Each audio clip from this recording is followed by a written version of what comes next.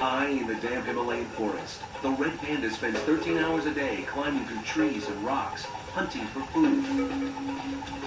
Unique to this area, it has no relationship to the giant panda, other than an appetite for bamboo. But with the red panda's Asian forest landscape shrinking, this creature is now facing extinction. So how does a boutique zoo in Tennessee achieve their goal of recreating this complex Himalayan landscape, where red pandas could hopefully breed and bring back the species? We'll find out as Ultimate Zoo goes to Chattanooga, Tennessee, where a zoo specializing in small species comes of age with an exhibit called the Himalayan Passage.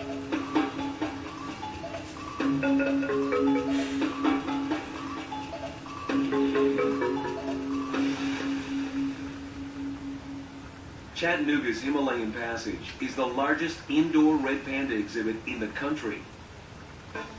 Here, two red pandas, Nagalya, a male, and Zoe, a female, have full reign of a 2,800 square foot, two-story, climate-controlled habitat. The hope is that this specific environment will foster breeding and ultimately play a major role in rebuilding the species. An epic goal for any major zoo to take on, let alone for a community zoo in Tennessee. At just 6 acres, Chattanooga Zoo is one of the smallest accredited zoos in the country. We're definitely a small zoo. In fact, our budget's about $750,000 a year. There are zoos that have budgets in excess of $65 billion a year. So we decided that the best mission for us, or our goal, is to be the best little zoo. Very cool. You guys having fun today? Good job. Darty Long is the zoo's visionary designer and executive director. At Chattanooga, Darty's office doubles as a gift shop. And it's not uncommon to find injured wild animals dropped off in baskets for the zoo to take in. All right, I'm going to check some email and see how things are going out there. Darty's journey to save the red panda didn't start with the exhibit itself, but rather 3 decades before. Experienced in veterinary medicine, she came to the zoo to explore opportunities where she could focus on animal conservation. What she found when she got there, though, was a zoo in need of a facelift, both physically and philosophically. And the problem was it was just very old style, lots of concrete and chain link, which was the thing for the 70s. Surprising even to Darty herself, the zoo decided to hire her as their new director, confidently putting the zoo's makeover in her hands.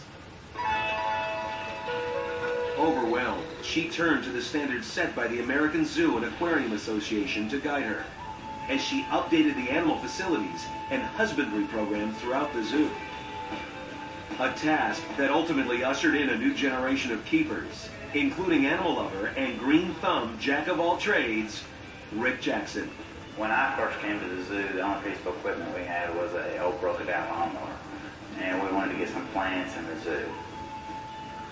Rick rallied other keepers to initiate small aesthetic improvements to the grounds, starting with simple ground cover and soon expanding to better fencing and visitor areas. Rick's projects grew, and with it, so did the zoo's attendance.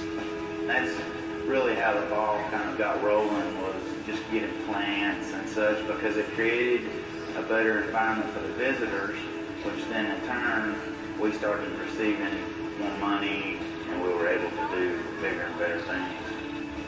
But bigger and better was relative, considering the zoo's 6 acres size.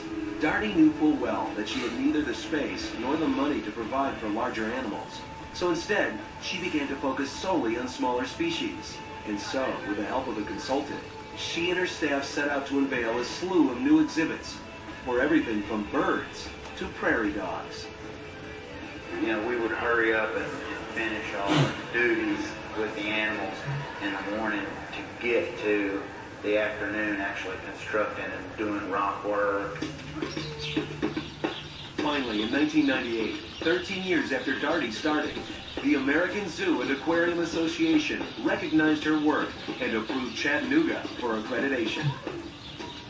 Darty had officially transformed Chattanooga into a nationally recognized boutique zoo for small species. Still, while Darty's vision had been realized, she had no plans of slowing down, especially when it came to the zoo's most prized resident, a red panda named Nagaya. With red pandas critically endangered, Darty wanted to create a new exhibit that constituted the zoo's emerging focus on breeding and worldwide species conservation. But first, Nagaya needed a mate. Only problem, obtaining a female was only possible through the red panda species survival plan. A committee of conservation experts that could be skeptical of the fledgling zoo.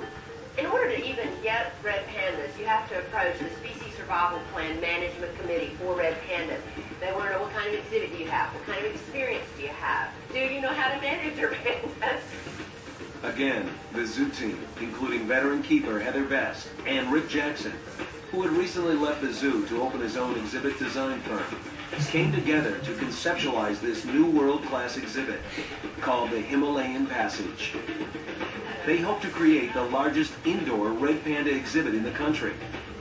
Only question, would the zoo's best be enough for this international committee? Coming up, Himalayan Passage goes into construction as Darty submits her plans to the board. Will Nagaya get a mate?